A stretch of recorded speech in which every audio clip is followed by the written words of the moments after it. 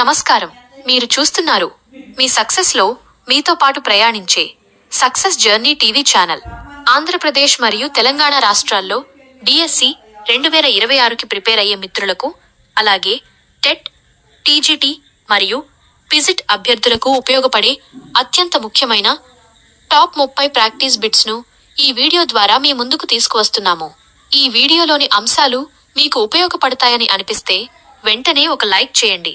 మీ friends ఎవరైనా DSC లేదా TET కి ప్రిపేర్ అవుతుంటే వారికి తప్పకుండా ఈ వీడియోను షేర్ చేయండి. అలాగే ఈ వీడియో పైన మీ అభిప్రాయాన్ని కామెంట్ రూపంలో మాకు తెలియచేయండి. ఇలాంటి మరిన్ని విద్యా ఉద్యోగ సమాచార వీడియోల కోసం ఇప్పుడే సబ్స్క్రైబ్ బటన్ క్లిక్ చేసి ఆల్ నోటిఫికేషన్ బెల్ ఐకాన్ని ఆన్ చేసుకోండి. ఇక ఆలస్యం చేయకుండా ప్రాక్టీస్ బిట్స్ లోకి వెళ్ళిపోదాం. ఖమ్మం జిల్లా వేంసూర్ రాంబాబు గారు.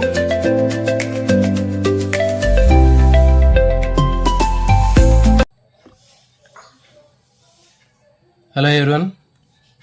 ఏపీలో డిఎస్సి ప్రిపేర్ అయ్యేటటువంటి స్కూల్ అసిస్టెంట్ బయాలజికల్ సైన్స్ ఆస్పిరెంట్స్కి, అదేవిధంగా తెలంగాణలో రాబోయేటటువంటి డిఎస్సి ప్రిపేర్ అయ్యేటటువంటి biological science school assistant aspirants అందరికీ కూడా ఇక్కడ ఇంటర్మీడియట్ లెవెల్లో ఉన్నటువంటి ముఖ్యమైనటువంటి అంశాలు మనం డిస్కస్ చేస్తున్నామండి. మరి ఇంటర్మీడియట్ టాపిక్లో ఉన్నటువంటి అంశాలన్నీ కూడా చాలా ముఖ్యమైనటువంటి అని చెప్తూనే ఉన్నాము. సో ఎవరైనా సరే కేవలం స్కూల్ బుక్స్ చదివితే మాత్రం ఎలాంటి ఉపయోగం ఉండదు. కాబట్టి ఖచ్చితంగా ఇంటర్మీడియట్లో ఉన్నటువంటి అంశాలని మనం చదువుకోవటం వల్ల మనకి ఎక్కువగా మార్కులు స్కోర్ చేయడానికి అవకాశం ఉంటుంది. సో దీంట్లో మనకి ఇవన్నీ కూడా రిలేటెడ్గా ఉన్నటువంటి అంశాలే మనకి ఎక్కువ కనిపిస్తుంటాయండి. సో ఇక లేట్ లేకుండా ఈ టాపిక్లోకి వెళదాం. ఫస్ట్ టైం వీడియో చూసేటటువంటి ఆస్పిరెంట్స్ ఛానల్ని సబ్స్క్రైబ్ చేయండి. అదేవిధంగా all notification bell icon on చేసుకోండి. అదేవిధంగా అక్కడ హైప్ అనేటటువంటి ఒక బటన్ ఉంటుందండి. ఆ హైప్ అనేటటువంటి బటన్ మీరు క్లిక్ చేసినట్లయితే మన వీడియో ఇంకా ఎక్కువ మంది ఆస్పిరెంట్స్కి రీచ్ అవ్వడానికి అవకాశం ఉంటుంది. మనకి తెలుగు రాష్ట్రాల్లో ఎక్కడా కూడా మనకి కేవలం ఫ్రీ, ఎలాంటి ఒక రూపాయి ఆశించకుండా ఫ్రీగా చేసేటటువంటి ఛానల్ కేవలం మన యొక్క సక్సెస్ జర్నీ టీవీ ఛానలేనండి. కాబట్టి ప్రతి ఒక్క ఛానల్ వాళ్ళు కూడా పెయిడ్ చెప్పేసి అమౌంట్ పే తీసుకుంటూ ఉంటారు. సో కాబట్టి కంప్లీట్గా మన ఆస్పిరెంట్స్ కోసం 100% ఫ్రీ ఆఫ్ కాస్ట్ తోటి దీన్ని ఇస్తూ ఉన్నారు. రాబోయేటటువంటి భవిష్యత్తులో కూడా మీ అందరికి కూడా ఫ్రీగా ఇస్తామని చెప్తున్నాం. సో మీరు చేసేది ఏంటి అంటే, మనతో పాటు మనలాంటి ఇంకా ఎవరైతే బయట కోచింగ్కి వెళ్ళలేనటువంటి ఆస్పిరెంట్స్ కానీ అమౌంట్ పే చేయలేనటువంటి ఆస్పిరెంట్స్ ఉంటారో వాళ్ళందరికీ కూడా మంచిగా ఇంకా సులభంగా అందే విధంగా మన యొక్క క్లాసులు 10 మందికి ఉపయోగపడేలా ఇక్కడ మనం ఈ రూపొందించడం జరిగింది. సో కాబట్టి మీ వంతుగా మీరు మీ సహాయాన్ని కూడా ఇచ్చినట్లయితే మనం ఇంకా ఎక్కువ మందికి వీడియోని రీచ్ చేయడానికి అవకాశం ఉంటుంది. ఇక లేట్ లేకుండా మనం ఈ టాపిక్లోకి వెళ్దామండి. గతంలో మనం గాలి కాలుష్యం, తర్వాత శబ్ద కాలుష్యం గురించి నేర్చుకున్నాం. ఈరోజు మనకి భౌమ కాలుష్యానికి సంబంధించినటువంటిది సాయిల్ పొల్యూషన్ అనేది ఎట్లా ఉంటుంది, దీని మీద ముఖ్యమైనటువంటి బిట్స్ అనేవి ఎట్లా ఉంటాయి అనేది ఇక్కడ మనం చూద్దామండి. జనరల్గా మనకి నేల కాలుష్యం అనేది ఎక్కువగా ఘన పదార్థాలు కానివ్వండి, లేకపోతే ఇంకా ఎరువులు, ఫర్టిలైజర్స్, పెస్టిసైడ్స్ వలన ఎక్కువగా కలుగుతూ ఉంటుంది. తర్వాత ఇవన్నీ కూడా వ్యవసాయ సంబంధమైనటువంటి అగ్రోకెమికల్ ప్రొడక్ట్స్ ఇవన్నీ కూడా. సో వీటి వలన ఎక్కువగా మనకి కాలుష్యం అనేది జరుగుతుంది. మరి ఘన పదార్థం అనేటటువంటిది ఏంటి అంటే, ఒక వ్యర్థ ఘన పదార్థాన్ని ఏ విధంగా పిలుస్తారు అంటే, ఏదైనా సరే ఒక వస్తువు కానీ ఒక పదార్థం కానీ ఘన రూపంలో ఉండి అది అనవసరంగా మనకి బయటికి పారేసేటటువంటి వస్తువుని మనం ఒక ఘన పదార్థం అని చెప్పడం జరుగుతుంది. సో ఇది ఎక్కువగా మనకి పట్టణాల్లో, నగరాల్లో, తర్వాత ఇంకా గృహాల నుంచి, కార్యాలయాల నుంచి, ఆఫీసుల నుంచి, హోటల్ నుంచి, రెస్టారెంట్ల నుంచి ఇవన్నీ కూడా మనకి ఈ సాలిడ్ వేస్ట్ మెటీరియల్స్ అన్నీ కూడా మనకి రిలీజ్ అవుతూ ఉంటాయి. చూడండి, మనకి పెద్ద పెద్ద పట్టణాల్లో కానీ సిటీల్లో కానీ తీసుకున్నట్లయితే ఎక్కువగా మనకి ఈ ఘన పదార్థాల్లో వచ్చేటటువంటి వేస్ట్ మెటీరియల్స్లో ఫుడ్ ప్రోడక్ట్స్ కానివ్వండి, లేదా ఇంకా ప్లాస్టిక్, గ్లాసు, మెటల్స్, రబ్బరు, తర్వాత క్లాత్కు సంబంధించినటువంటి అంశాలు ఎక్కువగా కనిపిస్తూ ఉంటాయి. మరి వీటి యొక్క పరిమాణాన్ని తగ్గించడం కోసం జనరల్గా ఏం చేస్తుంటారంటే వీటిని తగలబెడుతూ ఉంటారు. మరి ఇట్లా తగలబెట్టడం వల్ల ఏమవుతుందంటే అది ఎయిర్ పొల్యూషన్కి దారితీస్తుంటుంది. తర్వాత కొన్ని అసంపూర్తిగా కాలటం జరుగుతుంది. ఇది పూర్తిగా కాలకపోవడం వల్ల ఏమవుతుందంటే ఇవన్నీ మరి బహిరంగ ప్రదేశాల్లో డంపింగ్ యార్డ్ లాగా మిగిలిపోతూ ఉంటాయి. తర్వాత ఇంకా చాలా రకాలైనటువంటి జంతువులు, ఎలకలకు కానివ్వండి, ఇంకా ఏగలు, పందికొక్కులు, వివిధ రకాలైనటువంటి జంతువులకి అది ప్రజన్న ప్రాంతాలుగా మారి అక్కడ చాలా రకాలైనటువంటి కాలుష్యానికి గురి చేస్తూ ఉంటుంది. మరి అందుకే ఈ బహిరంగ డంపులు ఏవైతే ఉన్నాయో ఓపెన్ బర్నింగ్ డంపులు సంబంధించినటువంటివి ఆల్టర్నేటివ్గా ఏం చేయాలి అనేటటువంటి ఒక ప్లాన్ మనం పరిశీలించినట్లయితే ఈ బహిరంగంగా ఉండేటటువంటి చెత్త చెదారము ఈ డంపింగ్ యార్డ్లు ఎక్కడ పెడితే అక్కడ బయట ఓపెన్ ప్లేస్లో డంప్ చేయకుండా ఉండడం కోసం ఆల్టర్నేటివ్గా శానిటరీ ల్యాండ్ ఫిల్స్ ఇంపార్టెంట్ అండి ఇది. సో ఈ శానిటరీ ల్యాండ్ ఫిల్స్ని ప్రవేశపెట్టడం జరిగింది. మరి దీంట్లో ఏం చేస్తారంటే ఈ వ్యర్థ పదార్థాలు ఏవైతే ఉన్నాయో ఇవి ఎక్కువ పీడనం వద్ద కంప్రెస్ చేసి పెద్ద లోతైనటువంటి గోతుల్లో పెట్టి ప్రతిరోజు మట్టితో పూడుస్తూ ఉంటారు. సో వీటిని ల్యాండ్ ఫిల్స్ అని చెప్పడం జరుగుతుంది, శానిటరీ ల్యాండ్ ఫిల్స్. మరి ఇట్లా చేయటం వల్ల నష్టం ఏంటి అంటే ఇంకోటి, మరి వాటిలో ఉన్నటువంటి ఆ విషపూరిత రసాయనాలన్నీ కూడా భూగర్భంలోకి గ్రౌండ్ వాటర్లోకి ఇంకిపోయి అవి వాటర్తో పాటు గ్రౌండ్ వాటర్ను కూడా పొల్యూషన్ చేసేటటువంటి అవకాశం కనిపిస్తూ ఉంటుంది. సో ఇది మనకి శానిటరీ ల్యాండ్ ఫిల్స్ అండి. సో ఇది గుర్తుపెట్టుకోండి, ఇక్కడ మనకి పారాగ్రాఫ్లో ఇది ఇంపార్టెంట్. నగరాల్లో నుంచి వచ్చేటటువంటి ఈ వ్యర్థ పదార్థాలు ఏవైతే ఉన్నాయో సాలిడ్ వేస్ట్ మెటీరియల్స్, వీటన్నిటినీ కూడా మరి తగలబెట్టడానికి బదులుగా వీటికి ప్రత్యామ్నాయంగా ఏం చేస్తారు అని అడుగుతాడంటే శానిటరీ ల్యాండ్ ఫిల్స్లో వీటిని ఎక్కువగా డిస్పోజ్ చేయడం జరుగుతుంది. మరి శానిటరీ ల్యాండ్ ఫిల్స్ అంటే చెప్పాం కదా, ఎక్కువ ప్రెజర్ దగ్గర ఎక్కువ పీడనం వద్ద వాటిని మొత్తం కూడా కంప్రెస్ చేసి అణగొట్టి ఒక లోతైనటువంటి పెద్ద పెద్ద కందకాలు లాంటి వాటిలో అగాధాల్లో గోతుల్లో వేసి మట్టితోటి పూడుస్తూ ఉంటారు. సో వీటిని శానిటరీ ల్యాండ్ ఫిల్స్ అని చెప్పడం జరుగుతుంది. మరి ఇక్కడ జనరల్గా మనకి పర్యావరణ సంబంధమైనటువంటి అంశాల్లో ఈ వ్యర్థ పదార్థాలు మనం ఏ విధంగా వీటిని డిస్పోజ్ చేయొచ్చు అనేటటువంటిది పరిశీలించినట్లయితే మనకి ఈ వ్యర్థ పదార్థాలన్నీ కూడా మనకి సాలిడ్ వేస్ట్ మెటీరియల్స్ 3 రకాలుగా ఉంటాయి. అవి ఏంటి అంటే జీవ విచ్ఛిన్నం జరిగేవి, biodegradable waste materials, next non biodegradable waste materials, తర్వాత రీసైక్లబుల్ వేస్ట్ మెటీరియల్స్. సో ఇవి మనకి 3 రకాలుగా ఉంటాయండి. జీవ విచ్ఛిన్నం చెందేవి అంటే బయోడిగ్రేడబుల్ మనకు తెలుసు, ఏవైతే ఇవి వృక్ష జంతు సంబంధమైనటువంటి వ్యర్థ పదార్థాలు మొత్తం కూడా సూక్ష్మజీవులు వీటిని డీకంపోజ్ చేసి మొత్తం నేలలో కలిసేటట్లు చేస్తాయి. సో వీటిని జీవ విచ్ఛిన్నం జరిగేటటువంటి వ్యర్థ పదార్థాలుగా చెబుతారు, biodegradable waste materials. Next non biodegradable waste materials అంటే ఇవి సూక్ష్మజీవులు వీటిని విచ్ఛిన్నం చేయలేవు, ఇవి ఎన్ని సంవత్సరాలైనా సరే నేలలో అలాగే ఉంటాయి. ఫర్ ఎగ్జాంపుల్ ప్లాస్టిక్ లాంటివి, ఇవన్నీ కూడా జీవ విచ్ఛిన్నం కానటువంటి non biodegradable waste materials. Plastic covers కానివ్వండి, ఇంకా ప్లాస్టిక్ డబ్బాలు కానివ్వండి, వాటర్ బాటిల్స్ కానీ ఇవన్నీ కూడా నాన్ బయోడిగ్రేడబుల్. అయితే వీటిలో మళ్ళీ మనం కొన్ని రీసైకిల్ చేయవచ్చు, వీటిని పునశ్చక్రం చేసేటటువంటివి ఉంటాయండి, వీటిని రీసైకిల్ చేయొచ్చు, కొన్నిటిని రీయూజ్ కూడా చేసుకోవచ్చు. ఫర్ ఎగ్జాంపుల్ డబ్బాలు ఉన్నాయనుకోండి, డబ్బాలు మనం రీయూజ్ చేయొచ్చు. నెక్స్ట్ రీసైకిల్ చేయొచ్చు అంటే కొన్నిటిని మనం రీసైకిల్ని చేయవచ్చు. సో జనరల్గా ఇక్కడ చూడండి మనకి బయట పారేసేటటువంటి వస్తువుల్లో ఎక్కువగా రీసైక్లింగ్ చేయడం కోసం వీధుల్లో చెత్త ఏరుకునేటటువంటి వారికి పాత్ర గణనీయమైంది. సో వీళ్ళు ఏం చేస్తుంటారంటే బయట దొరికేటటువంటి వేస్ట్ మెటీరియల్స్ మొత్తం కూడా వాళ్ళు కలెక్ట్ చేసి వాళ్ళు రీసైక్లింగ్ యూనిట్కి పంపించడం జరుగుతుంది. ప్లాస్టిక్ కానివ్వండి, లేకపోతే ఇంకా ప్లాస్టిక్ సంబంధించినటువంటి డబ్బాలు కానివ్వండి, ఇవన్నీ కూడా వాళ్ళు ఐరన్ కానీ ఇవన్నిటిని వాళ్ళు రీసైక్లింగ్ యూనిట్కి పంపిస్తూ ఉంటారు. సో కాబట్టి ఇవి రీసైక్లింగ్ చేసేటటువంటి పేపర్స్ కూడా మనకి రాసి పడేసినటువంటి కాగితాలను కూడా వీళ్ళు రీసైకిల్ చేస్తూ ఉంటారు. సో ఒకసారి వాడి పడేసినటువంటి ఆ పేపర్ ఏదైతే ఉందో దాన్ని 5 to 6 times మళ్ళీ రీసైకిల్ చేసి మళ్ళీ కొత్త పేపర్ తయారు చేయవచ్చు. సో ఈ విధంగా ప్లాస్టిక్ కానివ్వండి, ఐరన్ కానివ్వండి, లేకపోతే ఇంకా పేపర్ కానివ్వండి, ఇవన్నీ కూడా మనం రీసైకిల్ చేయవచ్చు. నెక్స్ట్ మన ప్రాథమిక గమ్యం ఏంటి అంటే చెత్త పెరగకుండా తగ్గించడం. సో దీంట్లో మనం జీవ విచ్ఛిత్తి చెందినటువంటి ఉత్పత్తులు ఎక్కువగా ఉపయోగిస్తున్నాం అండి. వేడలకి ఏంటంటే ఇక్కడ మనం ఉపయోగించేటటువంటి ప్రతి ఒక్క ప్రోడక్ట్కి సంబంధించినటువంటి ప్రతి ఒక్క ప్యాకేజీకి సంబంధించినటువంటి ఐటమ్స్ అన్నింటిలో కూడా మనం ఏం చేస్తున్నాం అంటే ఇక్కడ చెప్పిన నాన్ బయోడిగ్రేడబుల్ మెటీరియల్స్ ఏవైతే ఉన్నాయో జీవ విచ్ఛిన్నం చెందనటువంటి వాటిని ఎక్కువగా ఉపయోగిస్తున్నాం. మరి నిత్యం ఉపయోగించేటటువంటి వివిధ రకాలైనటువంటి పాలిథిన్ కవర్లు కానివ్వండి, ఇంకా ప్యాకేజీకి సంబంధించినటువంటి ఐటమ్స్ కానీ ప్రతి ఒక్కటి కూడా మనం ఈ నాన్ బయోడిగ్రేడబుల్ వేస్ట్ మెటీరియల్స్నే ఉపయోగిస్తున్నాం ప్యాకింగ్ కోసం. సో మరి ఇట్లా మరి నగరాలు పట్టణాల్లో కొనేటటువంటి చాలా రకాలైనటువంటి వస్తువులన్నీ కూడా ఇట్లా పాలిస్టైరీన్ లేకపోతే ప్లాస్టిక్ ప్యాకెట్లతోటి నింపుతున్నారు. మరి ఇట్లా చేయడం వల్ల ఏమవుతుందంటే మనకి కాలుష్యం అనేది ఎక్కువ అవుతుంది. సో ఇక్కడ మనకి గుర్తుంచుకునేది ఏది అంటే ఈ గుర్తుపెట్టుకుంటే జీవ విచ్ఛిన్నం చెందేవి, జీవ విచ్ఛిన్నం చెందనటువంటి బయోడిగ్రేడబుల్, నాన్ బయోడిగ్రేడబుల్, రీసైకిలబుల్.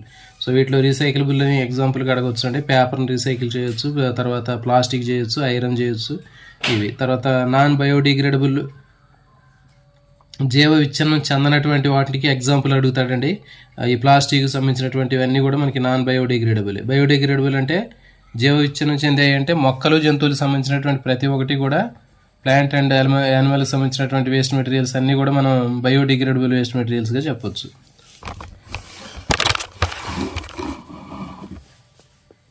మరి నెక్స్ట్ దేశవ్యాప్తంగా తీసుకున్నట్లయితే ప్లాస్టిక్ వినియోగాన్ని తగ్గించే విధంగా పర్యావరణ రహిత ప్యాకేజీని ఎక్కువగా ఇప్పుడు మనం చేస్తున్నాం. జనరల్గా మనం బయటకు వెళ్ళేటప్పుడు పాలిథిన్ సంచులు వాడకుండా మనం జూట్ బ్యాగ్స్ కానివ్వండి, లేకపోతే ఇంకా క్లాత్ బ్యాగులు కానివ్వండి, లేకపోతే కాటన్తో తయారైనటువంటి బ్యాగులు కానివ్వండి, ఇట్లాంటివి మనం చేతి సంచులను ఎక్కువగా ఉపయోగించడం వల్ల ఏమవుతుందంటే ఈ పాలిథిన్ కవర్లని ఉపయోగించకుండా వాటి యొక్క వాడకాన్ని తగ్గించవచ్చు. నెక్స్ట్ ఆసుపత్రి నుంచి వచ్చేటటువంటి వ్యర్థ పదార్థాలు అండి. దీంట్లో ఇంపార్టెంట్ బిట్ ఉండదండి ఇక్కడ, మోస్ట్ ఇంపార్టెంట్. జనరల్గా ఆసుపత్రి నుంచి వచ్చేటటువంటి వ్యర్థ పదార్థాల్లో వివిధ రకాలైనటువంటి కెమికల్స్ కానివ్వండి, లేకపోతే టాక్సిక్ మెటీరియల్స్ కానివ్వండి, ఇంకా different type of disease causing micro organisms, సూక్ష్మజీవులు ఇవన్నీ ఉంటాయి. సో మీరు వీటిని బయట పారేయటం వల్ల ఏమవుతుందంటే అది ఇంకా ఎక్కువగా కాలుష్యానికి గురి చేస్తాయి. సూక్ష్మజీవుల వల్ల ఇంకా ఎక్కువ వ్యాధులు వ్యాప్తి చెందే అవకాశం ఉంటుంది.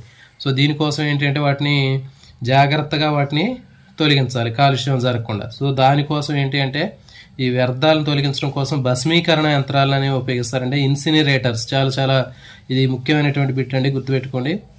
ఇప్పుడు ఫర్ ఎగ్జాంపుల్ ఈ శానిటరీ వేస్ట్ మెటీరియల్స్ కానివ్వండి, ఏవైనా సరే ఆసుపత్రి నుంచి వచ్చేటటువంటి ఇంజక్షన్లకు సంబంధించినటువంటివి, లేకపోతే కాటను, బ్యాండేజీలు, ఇలాంటివన్నీ బ్లడ్, వీటికి సంబంధించినటువంటి అన్నిటిని కూడా ఒక భస్మీకరణ యంత్రాలు అనేటటువంటి ఒక పెద్ద బాక్స్ లాంటిది ఉంటుందండి, కరెంట్ బాక్స్ లాంటిది. దాంట్లో పెట్టేసి స్విచ్ ఆన్ చేస్తే అది మొత్తం కూడా బర్న్ అయిపోద్ది, లోపల భస్మీకరణం చెందిద్ది. సో మరి అట్లా మొత్తం కాలిపోవటం వల్ల ఏమవుతుందంటే దాని నుంచి ఎలాంటి పొల్యూటెంట్స్ అనేవి బయటికి రావు. సో జనరల్గా మనం ఏం చేస్తున్నాం, వ్యర్థాలను కాల్చడానికి బదులుగా దీన్ని ఉపయోగిస్తారు. సో బిట్ కూడా అడుగుతాడు, ఆసుపత్రి నుంచి వచ్చేటటువంటి వ్యర్థ పదార్థాలని కాల్చడానికి ప్రత్యామ్నాయంగా ఏ పద్ధతిని ఉపయోగిస్తారు అంటాడు. ఇంగ్లీష్లో కూడా అడగొచ్చు అండి. ఇన్సినరేటర్ అనేది అయినా గుర్తుపెట్టుకోండి, భస్మీకరణ యంత్రాలైనా కానీ గుర్తుపెట్టుకోవచ్చు, 2 పదాలు కూడా అడగొచ్చు. సో ఇది ఇంపార్టెంట్ అండి. భస్మీకరణ యంత్రాలు, ఇన్సినరేటర్స్ అనేవి హాస్పిటల్లో ఎక్కువగా వీటిని ఉపయోగిస్తారు. నెక్స్ట్ ఎలక్ట్రానిక్ వ్యర్థ పదార్థాలు. సో ఇవి చూడండి, మరి ఇప్పుడు ప్రస్తుతం మొత్తం కూడా ఈ ఎలక్ట్రానిక్ సంబంధించినటువంటి సెల్ ఫోన్లు కానివ్వండి, కంప్యూటర్లు, ల్యాప్టాప్లు, సో వీటి నుంచి వచ్చేటటువంటి వేస్ట్ మెటీరియల్స్ మొత్తాన్ని కూడా మనం ఏం చెప్తారంటే ఈ వేస్ట్ అంటారు. ఇంపార్టెంట్ అండి ఇది, ఈ చెత్త. సో ఈ విధంగా మనకి ఈ వేస్ట్ అని చెప్తున్నారు. వివిధ రకాలైనటువంటి ఎలక్ట్రానిక్ వస్తువులు మరి ఈ గత 20 సంవత్సరాల నుంచి ఎక్కువగా ఇవి ప్రొడ్యూస్ అవుతున్నాయి. ఎప్పుడైతే మన సెల్ ఫోన్లు డెవలప్మెంట్ వచ్చిందో, ఈ సెల్ ఫోన్స్ స్టార్ట్ అయిన దగ్గర నుంచి కూడా మనకి ఈ వేస్ట్ అనేది ఎక్కువగా వస్తుంది. సో మరి పనికిరానటువంటి సెల్ ఫోన్లు కానివ్వండి, ఇంకా కంప్యూటర్ భాగాలు కానీ, ఇవన్నిటిని కూడా మట్టిలో కప్పి పెట్టడం కానీ లేకపోతే భస్మీకరణం కానీ చేయాలి. ఈ రెండిట్లో ఏదో ఒకటి. సో మరి అభివృద్ధి చెందుతున్నటువంటి దేశాల్లో ఉత్పత్తి అయినటువంటి సగానికి పైన ఈ చెత్త అభివృద్ధి చెందుతున్నటువంటి దేశాలు అనేటువంటి చైనా, భారతదేశం, శ్రీలంకకి ఎగుమతి చేస్తున్నారండి. సో ఇది ఇంపార్టెంట్ అండి. ప్రపంచ దేశాల్లో ఎక్కువగా తయారయ్యేటటువంటి ఈ వేస్ట్ని ఎక్కడికి ట్రాన్స్పోర్ట్ చేస్తున్నారు అని అడిగితే దీన్ని ఎక్కువగా అభివృద్ధి చెందుతున్నటువంటి దేశాలు చైనా, భారతదేశం, శ్రీలంకకి ఎక్కువగా ఎగుమతి చేస్తున్నారు. మరి ఇక్కడ వాళ్ళు ఏం చేస్తారంటే ఇక్కడ దిగుమతి చేసుకున్నటువంటి ఈ వేస్ట్లో రాగి కానీ, ఐరన్ కానివ్వండి, సిలికాన్ కానీ, నికెల్ కానీ, ఇంకా గోల్డ్ సంబంధించినటువంటి వాటిని రీసైకిల్ చేస్తారు వాటిలోంచి. సో దాంట్లో వాడేటటువంటి బోర్డులో ఉండేటటువంటి ఉంటాయి. ఇప్పుడు పనికిరానటువంటి మొబైల్ ఫోన్లు కానివ్వండి, ఇంకా ల్యాప్టాప్లు సంబంధించినటువంటి లోపల భాగాల్లో మనకి కొన్ని బోర్డులు ఏవైతే ఉన్నాయో ఆ బోర్డులో ఎట్లాంటి మనకి కాపర్ కానీ, ఐరన్ కానీ, సిలికాను, నికెల్, గోల్డ్, సో ఇలాంటి వాటి అన్నిటిని కూడా రీసైకిల్ ద్వారా వాటిని సపరేట్ చేస్తూ ఉంటారు. మరి అభివృద్ధి చెందుతున్నటువంటి దేశాల్లో ఈ చెత్తను పునశ్చక్రియ చేయడం కోసం ప్రత్యేకమైనటువంటి యంత్రాలు అనేవి ఉన్నాయి. మరి వీటిని కలెక్ట్ చేయడం కోసం అభివృద్ధి చెందుతున్నటువంటి దేశాల్లో ప్రత్యేకమైనటువంటి మిషనరీస్ అనేవి ఉన్నాయి. సో మరి అలా కాకుండా అభివృద్ధి చెందుతున్న మన భారతదేశం లాంటి దేశాల్లో ఈ చెత్తను పునశ్చక్రియం చేస్తున్నారు. తద్వారా ఈ చెత్త విషయం అంటే మనుషుల ద్వారా చేస్తున్నారు ఇవన్నీ. మన భారతదేశం లాంటి దేశాల్లో ఎలాంటివి మొత్తం మనుషుల ద్వారా చేస్తున్నారు. మనుషులతో చేస్తే ఏమవుతుందంటే వాళ్ళకి కొన్ని రకాలైనటువంటి మళ్ళీ హెల్త్ పరమైనటువంటి ఇష్యూస్ కూడా వచ్చే అవకాశం ఉంటుంది. వాళ్ళు విష ప్రభావానికి గురవుతున్నారు. సో మరి పర్యావరణ హితంగా చేసినట్లయితే రీసైక్లింగ్లో ఒక్కటే ఈ చెత్తను శుద్ధి చేయడానికి పరిష్కారం చూపించవచ్చు. సో ఇది గుర్తుపెట్టుకోండి. అభివృద్ధి చెందుతున్నటువంటి భారతదేశం లాంటి ఏ దేశాలకి ఎగుమతి చేస్తున్నారంటే భారతదేశము, తర్వాత చైనా, శ్రీలంక దేశాలకి వీటిని ఎక్కువగా ఈ వేస్ట్ని దిగుమతి చేస్తున్నారు. నెక్స్ట్ ఇక్కడ ఒకటి చూడండి, ఇది కూడా ఇంపార్టెంట్ టాపిక్. ఇది ప్లాస్టిక్ వ్యర్థానికి పరిహారంగా ఇక్కడ ఒక కేస్ స్టడీ అనేటటువంటిది ఇవ్వటం జరిగింది. ఈ case study of remedy of plastic waste. మరి మనం నిత్యం చాలా రకాలైనటువంటి ప్లాస్టిక్ మెటీరియల్స్ని బయటపడేస్తూ ఉంటాం. మరి ఆ ప్లాస్టిక్ మెటీరియల్స్ని ఒక వ్యక్తి ఏం చేశాడంటే, బెంగళూరులో ఉన్నటువంటి అహ్మద్ ఖాన్ అనేటటువంటి ఇతను ఏం చేసిండో ఇన్నోవేటివ్గా చూద్దామంటే, ఇతను ప్లాస్టిక్ సంచులు తయారు చేస్తూ ఉంటాడంట. మరి పేరుకుపోయినటువంటి ప్లాస్టిక్ వ్యర్థాల సమస్యకు ఒక ఆదర్శమైనటువంటి పరిష్కారాన్ని ఇతను కనుక్కున్నాడు. 20 సంవత్సరాల పైన ఇతను ఈ ప్లాస్టిక్ ఉత్పత్తులు చేసే పనిలో ఉన్నాడు. 20 years నుంచి ఇతను ఈ ప్లాస్టిక్ కవర్లు, సంచులు తయారు చేస్తున్నాడంట. మరి కొన్ని సంవత్సరాల క్రితం ఈ ప్లాస్టిక్ వ్యర్థాల నుంచి వచ్చేటటువంటి ప్రమాదాన్ని అతను గుర్తించి దానికి పరిహారంగా చేయాలనేటటువంటి ఉద్దేశంతో వీళ్ళు కంపెనీ పునశ్చక్రం చేసినటువంటి పాలీబ్లెండ్ అనేటటువంటి సూక్ష్మమైనటువంటి ప్లాస్టిక్ మిశ్రమ పొడిని తయారు చేసిందంట. సో వీళ్ళు ఇట్లాంటి తయారు చేయడం జరిగింది.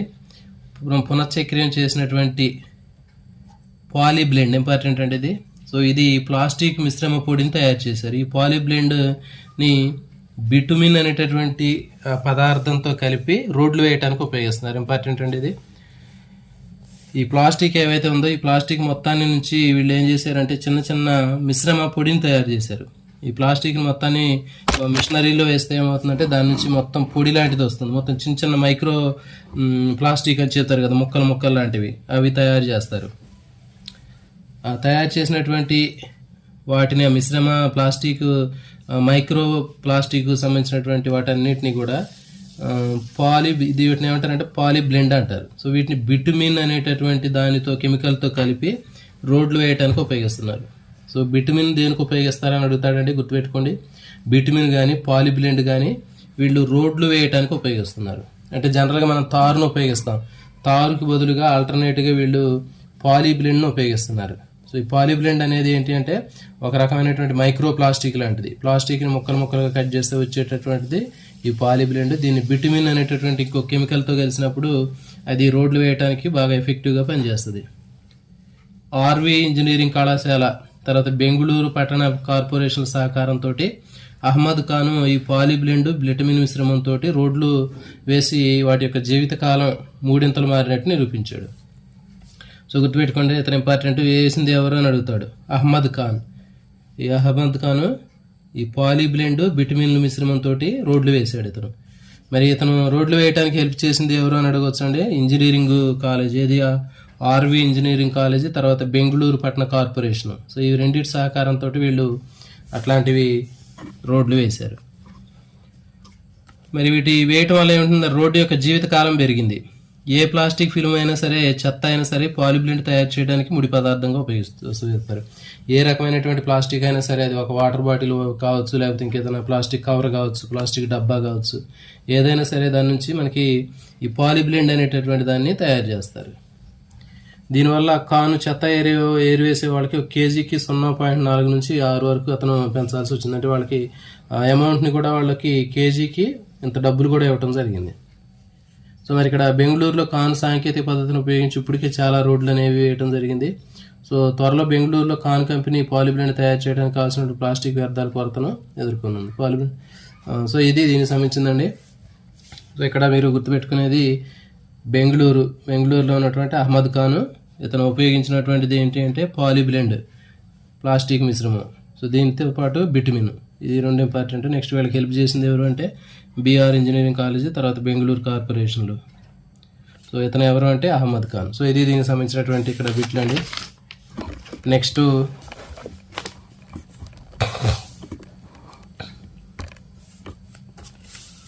వ్యవసాయం, రసాయనాలు, వాటి యొక్క ప్రభావాలు. చూడండి, జనరల్గా అగ్రికల్చర్లో మనం వ్యవసాయానికి సంబంధించినటువంటి చాలా రకాలైనటువంటి కెమికల్స్ కానివ్వండి, అయితే పెస్టిసైడ్స్, ఫర్టిలైజర్స్ ఎక్కువగా ఉపయోగిస్తాం. వాటి నుంచి వచ్చేటటువంటి మొత్తం కూడా నేల కాలుష్యానికి కారణమవుతూ ఉంటాయి. సో మరి హరిత విప్లవం కాలంలో మరి ఎక్కువగా పంటలు ఉత్పత్తి చేయడానికి ఎక్కువగా ఆర్గానిక్ పెస్టిసైడ్స్ కానీ ఫర్టిలైజర్స్ కానీ ఎక్కువగా ఉపయోగించారు. మరి ఇవన్నీ ఎక్కువ మొత్తంలో ఈ ఫంగిసైడ్స్ కానివ్వండి, లేకపోతే ఇంకా పెస్టిసైడ్స్, హెర్బిసైడ్స్ వీటన్నిటిని ఎక్కువగా ఉపయోగిస్తున్నారు. సో ఇవి ఎక్కువగా ఉపయోగించడం వల్ల నేలలో ముఖ్యమైనటువంటి పర్యావరణ సమతుల్యాన్ని కాపాడేటటువంటి వానపాములు లాంటివి చనిపోయే అవకాశం కనిపిస్తూ ఉంటుంది. సో ఈ విధంగా మానవుడి యొక్క రసాయనాలు, మనం విడుదల చేసే రసాయనాలు ఆరోగ్యానికి ప్రమాదకారిగా ఉంటున్నాయి. తర్వాత ఇంకా యూట్రూఫికేషన్ కూడా దారితీస్తున్నాయి. మరి ఇక్కడ సేంద్రియ వ్యవసాయానికి సంబంధించినటువంటి ఒక ముఖ్యమైనటువంటి విషయ అధ్యయనం అనేది ఉందండి. ఇక్కడ దాన్ని తీసుకున్నట్లయితే సమగ్ర సేంద్రియ వ్యవసాయం, ఇంటిగ్రేటెడ్ ఆర్గానిక్ ఫార్మింగ్ అనేటటువంటి తీసుకున్నట్లయితే దీంట్లో వ్యర్థ పదార్థాలని రీసైక్లింగ్ సమర్థవంతంగా చేయటం వల్ల ఒక జీరో వేస్ట్, అంటే శూన్య వ్యర్థ పదార్థాల ప్రక్రియ, అంటే ఎలాంటి వేస్ట్ అనేది కూడా రాదు, ఒక్క 0% వేస్ట్ కూడా రాకుండానే ఇక్కడ చేయటం జరుగుతుంది. సో ఇది సమగ్ర సేంద్రియ వ్యవసాయ విధానం. సో ఇక్కడ మనకి రమేష్ చంద్ర దాగర్ అనేటటువంటి ఒక రైతు ఇతను చేయటం జరిగింది హర్యానాలో రమేష్ చంద్ర దాగర్ అనేటటువంటి ఒక రైతు ఇతను చేసినటువంటి ఇంటిగ్రేటెడ్ ఆర్గానిక్ ఫార్మింగ్లో ఎలాంటి వేస్ట్ మెటీరియల్స్ కూడా రాకుండానే వచ్చినటువంటి వాటిని రీసైకిల్ చేసి జీరో వేస్ట్ అనేటటువంటి ప్రాసెస్ని ఇతను స్టార్ట్ చేయడం జరిగింది. దీంట్లో ఏంటంటే ఒక రకమైనటువంటి ప్రక్రియలో వచ్చేటటువంటి వ్యర్థ పదార్థాలని ఇంకొక ప్రక్రియలో పోషకాలుగా ఉపయోగిస్తున్నాడు. సో ఆ విధంగా ఉపయోగించడం వల్ల ఏమవుతుందంటే జీరో వేస్ట్ అనేది ఉంటుంది, వినియోగం అనేది గరిష్టంగా ఉంటుంది, అత్యధిక ఉత్పాదక సామర్థ్యం కూడా పెరిగిద్ది. ఇతను హర్యానాలో ఉన్నటువంటి సోనీపత్కు చెందినటువంటి రమేష్ చంద్ర దాగర్. ఇంపార్టెంట్ అండి ఇది. సేంద్రియ వ్యవసాయంలో సమగ్ర సేంద్రియ వ్యవసాయ విధానాన్ని ప్రవేశపెట్టింది ఎవరు అని అడిగితే రమేష్ చంద్ర దాగర్. ఇతను హర్యానాకి చెందినటువంటి వ్యక్తి. ఇతను ఏం చేశాడంటే ఇంటిగ్రేటెడ్, అంటే కేవలం ఒకే రకమైనటువంటి వ్యవసాయ పద్ధతి కాకుండా తేనెటీగలు పెంచాడు, పాడి పశువులు పెంచాడు, తర్వాత రెయిన్ వాటర్ హార్వెస్టింగ్ చేశాడు, వాన నీటి సంరక్షణ చేశాడు, ఇంకా కంపోస్టింగ్ చేశాడు. సో ఇవన్నీ కూడా ఒక చైన్ ప్రాసెస్ లాగా చేశాడు, ఒక గొలుసు ప్రక్రియ లాగా చేయడం వల్ల ఏమవుతుందంటే ఒక దాంట్లో వచ్చేటటువంటి ఆ వ్యర్థ పదార్థాలు ఇంకో దానికి ఉపయోగించడం జరిగింది. సో ఫర్ ఎగ్జాంపుల్ ఇక్కడ పాడి పశువులు ఉన్నాయి. ఈ పాడి పశువుల నుంచి వచ్చేటటువంటి దాన్ని కంపోస్ట్ ఎరువులాగా తయారు చేస్తారు. తర్వాత వీటిని కంపోస్టింగ్ తయారు చేసి మళ్ళీ ఆ ఎరువుల్ని పంట పొలాలకు వేసేవాడు. సో ఈ విధంగా అతను మొత్తం ఒక గొలుసు చర్యలాగా అతను చేయటం వల్ల ఏమవుతుందంటే ఒక కార్యక్రమంలో వచ్చినటువంటిది ఇంకొక కార్యక్రమానికి ఉపయోగపడుతూ దీర్ఘకాలికంగా నిలిచి ఉండేటటువంటి ప్రక్రియగా రూపొంది. పంటల వ్యర్థాలు కానీ పశువుల వ్యర్థాలతోటి కంపోస్ట్ ఎరువు కూడా తయారు చేశాడు అంట. మరి ఈ కంపోస్ట్ అనేది ఒక న్యాచురల్గా సహజసిద్ధమైనటువంటి న్యాచురల్ మాన్యూర్ లాగా పనిచేసింది ఇది. ఈ ప్రక్రియలో ఉత్పన్నమైనటువంటి బయోగ్యాస్ ఏదైతే ఉందో దాన్ని వ్యవసాయ క్షేత్రాల్లో ఇంధన అవసరాల కోసం ఉపయోగిస్తున్నారు. సో ఈ విధంగా సమగ్ర సేంద్రియ వ్యవసాయ విధాన వ్యాప్తి దాని వివరాలను తెలియజేసినందుకు హర్యానా కిసాన్ వెల్ఫేర్ క్లబ్ను స్థాపించాడు. ఇంపార్టెంట్ అది. డాగర్ చెప్పాం, రమేష్ చంద్ర డాగర్. ఇది హర్యానా కిసాన్ వెల్ఫేర్ క్లబ్ HKVCని ఎవరు స్థాపించారు అని అడిగితే దాగర్ స్థాపించాడు. రమేష్ చంద్ర దాగర్ హర్యానాలో హర్యానా కిసాన్ వెల్ఫేర్ క్లబ్ని రూపొందించడం జరిగింది. దీన్ని వ్యాపింత చేయటం, అంటే సమగ్ర ఇంటిగ్రేటెడ్ ఆర్గానిక్ ఫార్మింగ్ చేయడం కోసం ఇతను చేయటం జరిగింది. దీని ఫైనల్గా ఏంటి అంటే కాన్సెప్ట్ ఒకే రకమైనటువంటి, కేవలం ఒక రకమైనటువంటి ఫార్మింగే కాకుండా దీంట్లో పశువులు పెంచడం, తర్వాత పంటలు పండించడం, తర్వాత తేనెటీగలు పెంచడం, తర్వాత ఇంకా వాన నీటి సంరక్షణ, కంపోస్ట్ ఎరువులు తయారు చేయడం. సో ఇట్లా ఇంటిగ్రేటెడ్గా చేయటం వల్ల ఏమవుతుందంటే ఒక రకమైనటువంటి వాటి నుంచి వచ్చేటటువంటి వ్యర్థాలు ఇంకొక రకమైనటువంటి అంశాలకు ఉపయోగపడి మొత్తం జీరో వేస్ట్ అనేది ఏర్పడుతుంది. సో ఇది దీని కాన్సెప్ట్. నెక్స్ట్ రేడియో ధార్మిక పదార్థాలు అంటే ఇవి కూడా చాలా ఇంపార్టెంట్. దీంట్లో కూడా బిట్ కంపల్సరీగా రావడానికి అవకాశం ఉంటుంది. మరి స్టార్టింగ్లో మరి రేడియో ధార్మిక పదార్థాల నుంచి అణుశక్తిని ఉపయోగించి కరెంట్ తయారు చేసేవాళ్ళు అండి.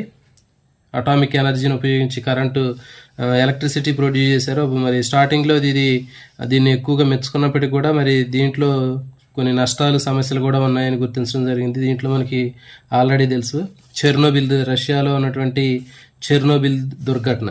సో ఇది మనకి 8th క్లాస్లో ఉంటుందండి. 8th క్లాస్లో చెర్నోబిల్లో జరిగినటువంటి దుర్ఘటన వల్ల మనకి అక్కడ న్యూక్లియర్ పవర్ ప్లాంట్ బ్లాస్ట్ అయిపోయి అక్కడ మొత్తం రేడియేషన్ వచ్చిందని చెప్పి దాంట్లో నేర్చుకున్నాం. సో ఇక్కడ మనకి రష్యాలో ఉన్నటువంటి చెర్నోబిల్లో జరిగినటువంటి ప్రమాదకరమైనటువంటి లీకేజీ, తర్వాత ఇంకోటి అమెరికాలో 3 మైల్ ఐలాండ్, సో ఇది కూడా దీనికి సంబంధించింది. తర్వాత రెండోది రేడియోధార్మిక వ్యర్థ పదార్థాల సురక్షిత పారవేత. మరి వీటిని దీంట్లో వచ్చేటటువంటి ఆ వేస్ట్ మెటీరియల్స్ని డిస్పోజ్ చేయడం అనేది చాలా ప్రాబ్లమాటిక్గా ఉంటుందండి. అంటే ఇది సురక్షితంగా వీటిని డిస్పోజ్ చేయడం సాధ్యం కాదు. సో మరి ఈ రెండు కూడా దీంట్లో ఉన్నటువంటి డిమెరిట్సే. లీకేజీ ఒకటి, ఇంకోటి వీటిని సురక్షితంగా పారవేయటం అనేది కూడా సాధ్యం కాదు. ఈ రెండు కూడా దీంట్లో ఉన్నటువంటి నష్టాలు. మరి చూడండి, ఈ అటామిక్ పవర్ ప్లాంట్స్ ఏవైతే ఉన్నాయో విద్యుత్ కేంద్రాల నుంచి వచ్చేటటువంటి వ్యర్థ పదార్థాల నుంచి రేడియోధార్మికత అనేది బయటకు వస్తుందని చెప్పిన రేడియేషను. సో వచ్చేటటువంటి రేడియేషన్ అనేటటువంటిది జీవులకి చాలా ప్రమాదకరమైంది. ఎందుకంటే దీంట్లో ఇవి ఉత్పరివర్తనాలు కలిగించుద్దండి. ఇది ఇంపార్టెంట్ అండి. అటామిక్ పవర్ ప్లాంట్స్ కానీ విద్యుత్ కేంద్రాల నుంచి వచ్చేటటువంటి వ్యర్థాలు వాటిలో వచ్చేటటువంటి రేడియోధార్మికత వలన ఎలాంటి ప్రభావం ఉంటుంది అనేది అడగవచ్చు. ఉత్పరివర్తనాలు కలిగిస్తుంది, డిఎన్ఏలో కొన్ని మార్పులు కలగజేస్తుంది, జన్యుపరమైనటువంటి సమస్యలు వచ్చే అవకాశం ఉంటుంది. ఎక్కువ మోతాదులకు గురైతే ప్రాణాంతకం కూడా అవుతుందండి. ఇది క్యాన్సర్ వచ్చే అవకాశం ఉంటుంది, ల్యూకేమియా వచ్చే అవకాశం ఉంటుంది. సో ఇది గుర్తుపెట్టుకోండి, ఇది ఇంపార్టెంట్. రేడియోధార్మిక వ్యర్థ పదార్థాల నుంచి వచ్చేటటువంటి రేడియేషన్ వల్ల మనకి క్యాన్సర్ రావడానికి అవకాశం ఉంటుంది, లుకేమియా, తర్వాత ఇంకా ప్రాణాంతకంగా ఉంటుంది, తర్వాత మ్యూటేషన్స్ ఉత్పరివర్తనాలు జరగడానికి అవకాశం ఉంటుంది. ఇవి గుర్తుపెట్టుకోండి. అతి శక్తివంతమైనటువంటి కాలుష్యాల్లో అణువ్యర్థాలతోటి మనం ఇక్కడ చాలా జాగ్రత్తగా వ్యవహరించాలి. మరి అణువ్యర్థాలను తగినటువంటి సురక్షితమైనటువంటి పేటికల్లో ఉంచి లోతైనటువంటి భూమిలో కానీ సముద్ర గర్భంలో కానీ నిక్షిప్తం చేయాలి.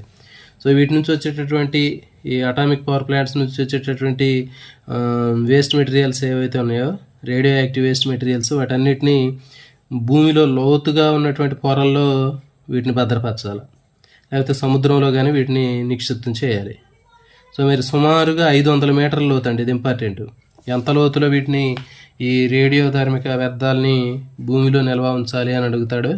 సో దీనికి సరైన సమాధానం 500 మీటర్ల లోతులో నీటిని నిక్షిప్తం చేయాలి.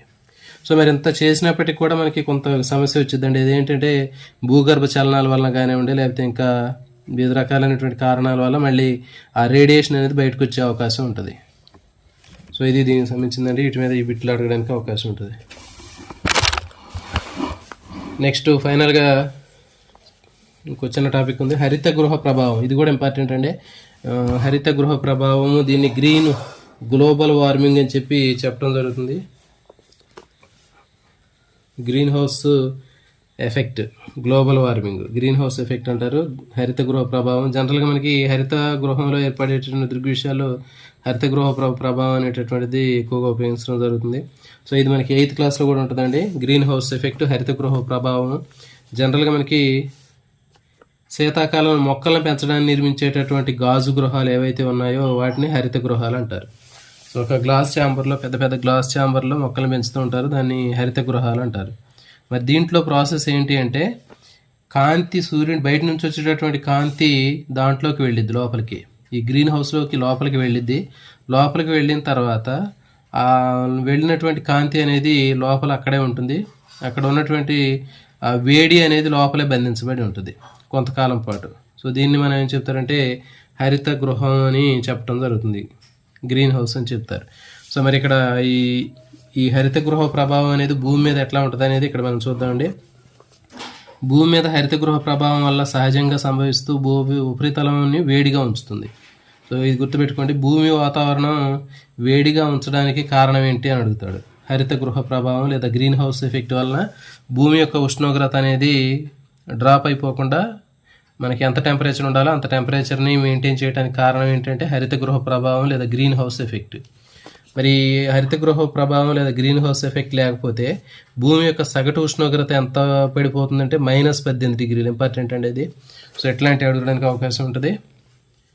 హరిత గృహ ప్రభావం లేకపోతే భూమి యొక్క సగటు ఉష్ణోగ్రత ఎంత ఉండొచ్చు అంటే -18 డిగ్రీల సెంటీగ్రేడ్ ఉండే అవకాశం ఉంటుంది. మరి ప్రస్తుతం ఎంత ఉందంటే 15 డిగ్రీలు. సో గుర్తుపెట్టుకోండి, అంటే 15 డిగ్రీలు ఉంది ఫస్ట్ ప్రజెంట్ ఇప్పుడు ఈ హరిత గృహం వల్ల. ఒకవేళ ఈ గ్రీన్ హౌస్ ఎఫెక్ట్ లేకపోతే భూమి యొక్క టెంపరేచర్ -18 ఉండే అవకాశం ఉంటుంది. ఇంపార్టెంట్, ఇది గుర్తుపెట్టుకోండి, బిట్ ఉంటుంది ఇక్కడ. మరి ఇక్కడ అసలు ఏం జరిగిద్ది అనేది చూద్దాం. ఇక్కడ సింపుల్గా ఇప్పుడు సూర్యకాంతి వాతావరణ బాహ్య పొరలు చేరగానే మేఘాలు, వాయువులు దాదాపు పావువంతు సౌర వికిరణం పరావర్తనం చెందుతుంది. అంటే కొంత భాగం పీల్చుకుంటారు. సూర్యుడి నుంచి వచ్చేటటువంటి సూర్యకాంతిని మనకి మేఘాలు కానీ వాయువులు కానీ అవన్నీ కొంత పీల్చుకుంటాయి. మిగిలినటువంటి సౌర వికిరణంలో కొద్ది భాగం పరావర్తనం చెందిద్ది, పైకి వెళ్ళిపోద్ది. కానీ సగానికి పైన భూమి మీద పడి భూగోళాన్ని వేడెక్కించిద్దండి. సో భూగోళాన్ని వేడెక్కించిద్ది ఎక్కువగా. మరి ఆ వేడెక్కిన తర్వాత ఆ భూమి ఉపరితలం పరారుణ కిరణాల రూపంలో మళ్ళీ ఆ ఉష్ణాన్ని అంతరిక్షంలో పంపించింది. ఇది గుర్తుపెట్టుకోండి. సూర్యుడి నుంచి వచ్చేటటువంటి కాంతి అనేది కాంతి రూపంలో భూమి మీద పడినప్పుడు భూమి వేడెక్కిద్ది. వేడెక్కినటువంటి ఆ వేడిని భూమి మళ్ళీ వాతావరణంలోకి ఏ రూపంలో పంపించింది అంటే పరారుణ వికిరణాల రూపంలో, ఇన్ఫ్రారెడ్ రేడియేషన్ రూపంలో పంపించింది. IR ఇన్ఫ్రారెడ్ రేడియేషన్ రూపంలో మళ్ళీ ఉష్ణాన్ని అంతరిక్షంలో పంపించింది. మరి అట్లా పంపించే క్రమంలో వాతావరణంలో ఉన్నటువంటి ఈ వాయువులు ఏవైతే ఉన్నాయో కార్బన్ డైఆక్సైడ్, మీథేన్, ఇవన్నీ కూడా పీల్చుకొని మళ్ళీ పోనివ్వకుండా అక్కడే ఆపుకుంటాయి. సో ఈ వాయువులు అణువులు ఉష్ణశక్తిని తిరిగి భూమి మీదకి విడుదల చేసి భూమి ఉపరితలాన్ని వేడెక్కిస్తాయి. సో దీన్ని మనం ఏం చెబుతున్నానంటే గ్రీన్ హౌస్ ఎఫెక్ట్ అని చెప్పడం జరుగుతుంది. సో దీంట్లో ఇక్కడ మనకి ఇంపార్టెంట్ అండి, అవి ఏంటి అంటే గ్రీన్ హౌస్ వాయువులు అంటే కార్బన్ డైఆక్సైడ్, మీథేన్. సో ఇవి ఇంపార్టెంట్. గ్రీన్ హౌస్ గ్యాసెస్ ఏవి అని అడుగుతాడు, కార్బన్ డైఆక్సైడ్, తర్వాత మీథేన్. సో ఇది హరిత గృహ ప్రభావం అంటారు. వీటిని హరిత గృహ వాయువులు, గ్రీన్ హౌస్ గ్యాసెస్ అంటారు. సో ఇక్కడ మనకి క్లియర్గా అర్థమయ్యేటట్టు ఇక్కడ ఇచ్చారు చూడండి. సూర్యుడి నుంచి వచ్చేటటువంటి సూర్యకిరణాలు ఏవైతే ఉన్నాయో ఆ సూర్య వికిరణం అనేది డైరెక్ట్గా ఇట్లా భూమి మీదకి వస్తుంది. భూమి మీదకి వచ్చిన తర్వాత ఈ భూమి వేడెక్కినటువంటి భూమి ఆ ఉష్ణాన్ని మళ్ళీ ఇన్ఫ్రారెడ్ అని చెప్పాం, IR అంటే పరారుణ కిరణాల రూపంలో మళ్ళీ ఇది ఆకాశంలోకి మళ్ళీ వాతావరణంలో పంపించింది భూమి. కానీ ఇట్లా పంపించేటప్పుడు ఇక్కడ ఏదైతే ఉందో ఈ కార్బన్ డైఆక్సైడ్ కానీ మీథేన్ కానీ గ్రీన్ హౌస్ గ్యాసెస్ ఇవి పైకి పోనివ్వకుండా ఇక్కడ బ్రేక్ చేస్తాయి, ఆపుతాయి ఇక్కడ. సో ఇట్లా ఆపటం వల్ల ఏమవుతుందంటే ఈ భూమి చుట్టూ ఉన్నటువంటి ఆ వేడి అనేది ఎక్కువైపోద్ది. సో దీన్ని హరిత గృహ ప్రభావం అని చెప్తారు. వచ్చేటటువంటిది సూర్యకాంతిలో ఉన్నటువంటి కాంతి భూమి మీదకి వచ్చినప్పుడు భూమి వేడెక్కిద్ది. వేడెక్కిన తర్వాత మళ్ళీ ఆ వేడెక్కినటువంటి ఆ ఉష్ణాన్ని మళ్ళీ వాతావరణంలోకి ఇన్ఫ్రారెడ్ పరారుణ కిరణాల రూపంలో ఇట్లా పంపించే ప్రయత్నం చేసిద్ది. సో మరి ఇట్లా పంపించే ప్రయత్నంలో ఇక్కడ ఏంటంటే ఏదైతే ఇక్కడ గ్రీన్ హౌస్ గ్యాసెస్ ఉన్నాయో అది పోనివ్వదు పైకి. సో మళ్ళీ ఏమైందంటే ఇక్కడ వీటికి తగిలి మళ్ళీ భూమి మీదకి వస్తుంది. సో అప్పుడు ఏమైందంటే భూమి యొక్క చుట్టూ ఉన్నటువంటి వాతావరణము వేడెక్కుతుంది.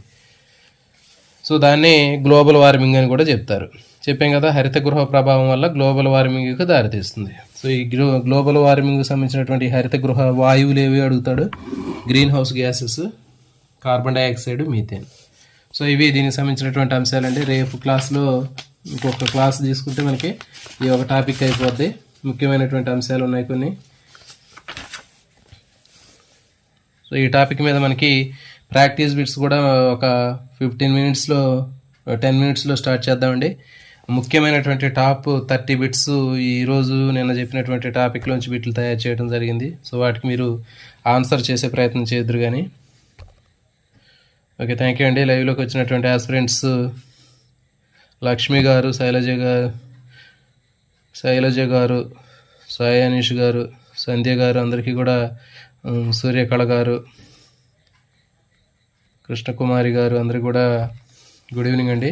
సో ఈ సెషన్ని క్లోజ్ చేస్తున్నాం. ఒక 15 మినిట్స్లో మనం బిట్స్ని కంటిన్యూ చేద్దాం. మళ్ళీ కనెక్ట్ అవ్వండి. Thank you for watching.